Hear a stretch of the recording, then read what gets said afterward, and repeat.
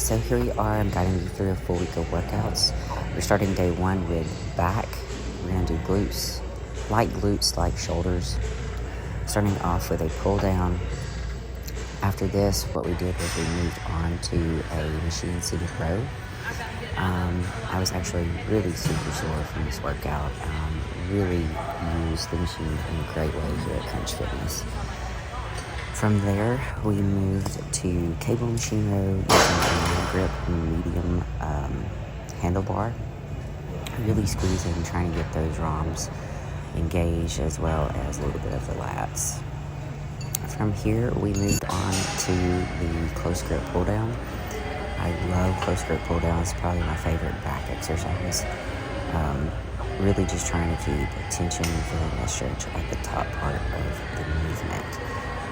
After that, we moved to light glutes. We did one glute exercise. It was the glute machine kickback. As you can see, I'm pressing through. Really trying to focus on those glutes and that squeeze. From there, I supersetted that with machine shoulder press. You can see Ryan in the background doing his glutes. A machine shoulder press with a neutral grip. And then on the next video, you can see I moved to a wide grip. So I just supersetted machine neutral, machine wide, along with the glute machine kickbacks. And that's going to round off day 1. I started day 2, quads and glutes. I'm just warming up right here. Decided to do some alternating lunges. So that is what you're going to see on this one. From there, I moved on to leg extensions. I pretty much just did 3 burnout sets here, trying to take myself to almost complete failure, but I was probably maybe like 5 reps shy of that.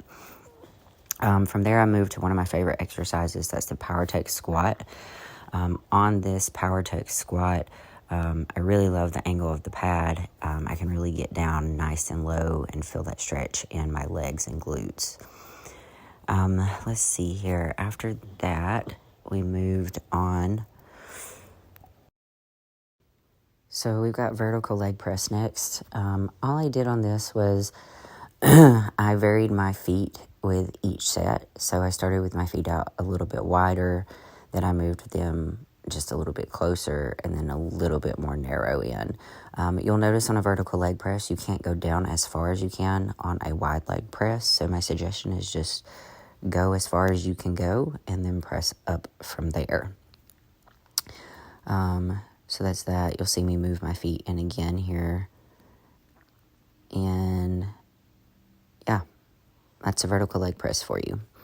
So after that, we moved on, moving on to step-ups, which you're about to see.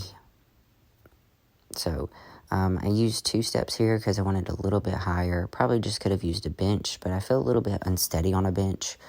So I just put my 2 steps on top of one another, going down, controlling, really driving through that heel, coming up at the top, switching legs. You'll notice I lean slightly forward, so I put a little bit more tension on my glutes. And take a little bit of tension off of my quads. After this, we moved to the cable kickback. So doing one leg at a time. So I did one leg, I rested for about 15 seconds, and then I did my next set, and that's how I progressed on from there. Next exercise we hit are abductions. So here's what I did. I did 10 full reps, which you're going to see. And then after I did these 10 reps, I did pulses. So those are going to be coming up. Right, here we go. Thought that was pulse. Yeah, there we go. So you've got pulses right here. And then I moved back to 10 full reps after this. And from here, we moved to day 3. So day 3, I started with push-ups. Using a push-up board just for angles, nothing fancy, just down and up, really just trying to get warmed up here. From there, I moved to chest fly, just making sure that I didn't really try to like drop my shoulders down, my elbows down a lot, or raise them up too much. After this, I moved to an incline machine press. I have 3 plates on each side. That's 30 pounds, not including the bar. So did my reps here and then just moved on from there straight to shoulders. I'm doing a cable lateral raise here. So I pretty much just alternated back and forth between arms with no break in between. So the only break that my resting arm got was while the other arm was working, if that makes sense. So here I am just switching, moving to that other arm now. And that's what I pretty much did back and forth throughout the whole exercise. You can see on this movement, I'm really trying my best not to swing a lot, and I'm using lighter weight. I really had to check my ego at the door with this exercise. From here, I moved to Arnold press, nothing crazy, just a seated Arnold press, sticking with 20-pound dumbbells. Usually after I hit chest and those laterals, 20 pounds feels pretty heavy to me. And then from here, I moved to a chest-supported, I call this a chest-supported angled lateral raise, because it's not, a lateral where you're pulling straight from your hips. And I've grown to really love this exercise. Moving to day 5, and let me just say this, I rest on day 4. So that's why there's no day 4 in here, and it just skips to day 5. So I started with my warm-up, which was pretty much hex bar RDLs. I've done hex bar squats before, but I was like, why am I not doing hex RDLs? So I've started adding these in as my warm-up set, just using lightweight and doing about 20 reps here. From there, I moved to lying leg curl. Sorry for the angle on this, guys. I didn't realize how out of frame I was. I will do better on that next time. But I went pretty heavy on these. I went to failure with each set, which was about 10 reps. From here, I moved to B stance RDL, and looks like I got myself in slow motion, which that sucks. I don't know why this does this to me. So I guess we're just going to watch this in slow motion. Sorry, guys. I didn't realize this does this to me all the time. Whenever I try to video something, sometimes I'll swipe over and it'll swipe to time lapse or whatever. I don't know what it does. Anyway, this is your B stance RDL.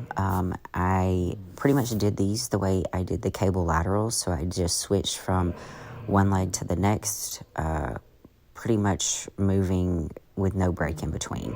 So the only break my other leg was getting was while my opposite leg was working, if that makes sense. From there, we hit single leg curl, and again, I rotated legs back and forth, no break in between, just moving through the movement. Again, while one leg was working, the other one was resting, and that's the only rest break that it got. This felt a little bit light to me today, so I'll probably be going up on this exercise next week. And for the majority of the exercises, I stick with 12 to 10 reps. I really don't go over that unless it's on arm day.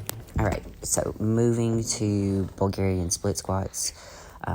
Again, doing this the same way I've done most of the exercises on hamstring day, moving from one leg to the next with no break in between. So switching legs here, going back up. I can actually go heavier on this exercise, but I had a lot going on that day and I was short for time. So that's why I actually chose to do this exercise with a lighter weight, switching back and forth between legs, because I normally do one leg at a time and then I take a break before I hit the next. And then last exercise on this day, I was actually supposed to do abductions as well, but I forgot to add those in. We are hitting glute thrust here, so I did 10 full reps, and then I did a pulse as well. So 10 full reps, pushing through, really driving through those heels. And I don't know that I got video of it, but I was doing pulses on this also. Resting about 10 seconds and then moving on. Really trying to burn those glutes out pretty much. Oh, ladies, can't forget your calves. Sorry, I forgot that I did calves here as well. So I just use the vertical leg press, just doing calf raises. I do 3 sets of 20 on calves. I thought you were training. I don't know that I really need to grow my calves anymore. They pretty much do a good job on their own. I worked really hard on them a while back, so I've got some pretty good density there. So I just hit 3 sets of 20. I give myself a little break in between, and then I move on to the next set.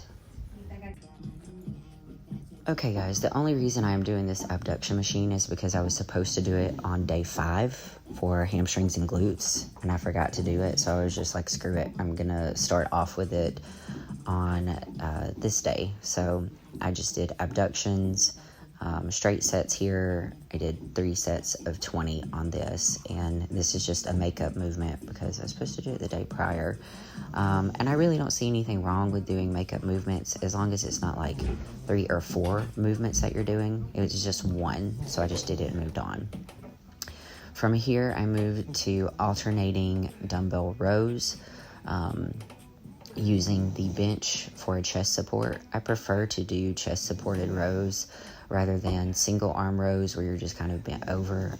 I feel like I can engage more and I don't swing the weight as much. So I have a lot more control over it when I do like chest supported rows or chest supported laterals, things like that. So you'll notice in my workouts, I do a lot of chest supported exercises. I just feel better that way. From there, I used the mag grip and moved to a medium grip angled pull down. I love this movement. I really felt this movement in my back. You can see I'm kind of going up a little bit at the top, getting a stretch, pulling down, and really engaging those rhomboids. Like I said, I love mag grip products. I have like 2 pairs. If you've never used one, you totally should. It's really going to hit your pulling movements in a different way. After that, I moved to face pulls.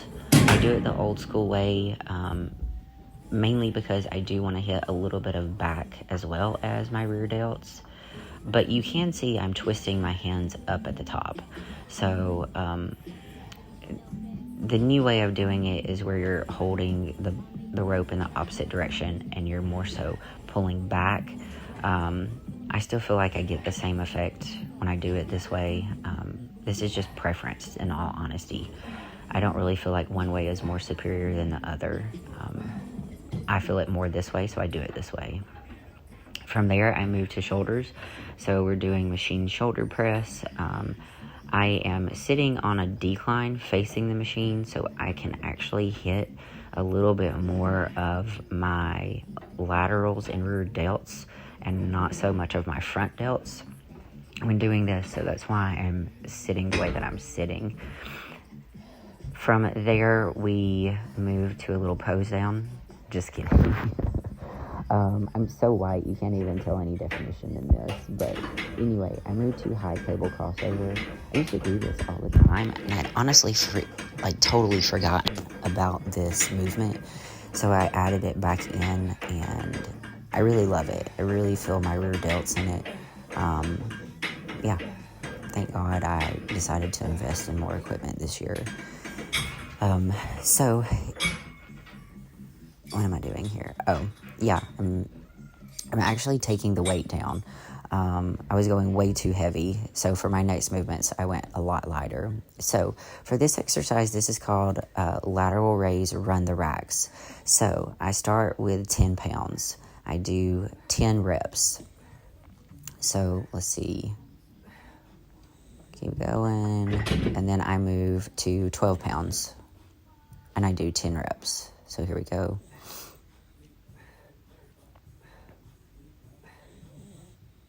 From 12 pounds, I'm going to move to 15 pounds. So see me pick that up.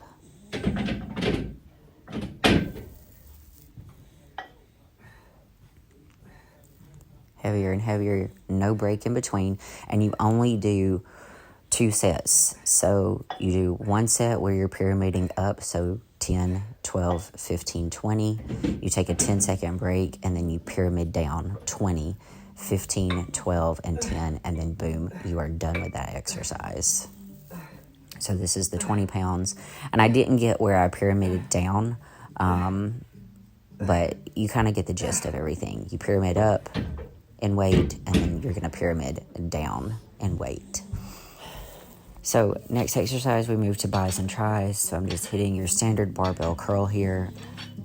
I'm not really trying to grow my bis or tris. I had not hit them in years, in all honesty. Moving to a rope press down. And the reason I had not hit them in all year, the reason I had not hit them in so long is because I was really trying to grow my shoulders, and I felt like my arms were growing faster than my shoulders, making my shoulders look more small. So I decided this year I was going to add them back in and just do it really light, not like really try to like push hard, but I did want a little bit more definition there. So Ryan suggested that I add them back in. So he said, I think your arms need to kind of come up a little bit overall, so you may want to start working your biceps and triceps again. So that is why they are now in my workout plan. You can see on this rope press down, I'm doing my 10-second rest method, where I do the exercise, I rest 10 seconds, and then I move on. I only do this mainly for exercises where I'm not going super heavy. So lighter exercises, I'm really just trying to push blood into that muscle and get a good pump going. So that's all I'm trying to accomplish here. From there, I move to tricep extension. I prefer to hold the dumbbell on a tricep extension lengthwise, not goblet style near the base. It feels a lot better on my shoulders. It feels a lot better on my elbows. I find when I hold it closer in, I get a lot more tension. And then I move to preacher curl. I really need to go up on these. I didn't realize, I guess, how strong my biceps had gotten. This is just 10 pounds right here. I could probably move to 15, maybe 18 pounds. And because it was so light, you can see I'm just moving from arm to arm, not really taking a break in between at all. And then I do hit abs on this day as well, and I just do the ab wheel. I do 3 sets of 20. Here is Kitty and Buffy. Buffy, every time I do this, she gets super confused at what I'm doing. But yeah, I just hit the ab wheel, 3 sets of 20. Nothing crazy. I don't do any oblique or any type of movements like that. If I do anything at all, it's a crunch or a decline crunch or the ab wheel. That's all I stick with. I'm not trying to make my waist any thicker or anything like that whatsoever. I want it to be as small as I can make it. But Ryan suggested that I do some ab work this year just because he thought my abs could be a little bit more dense. So that's it, guys. I hope you enjoyed this, and I will see you in the next video.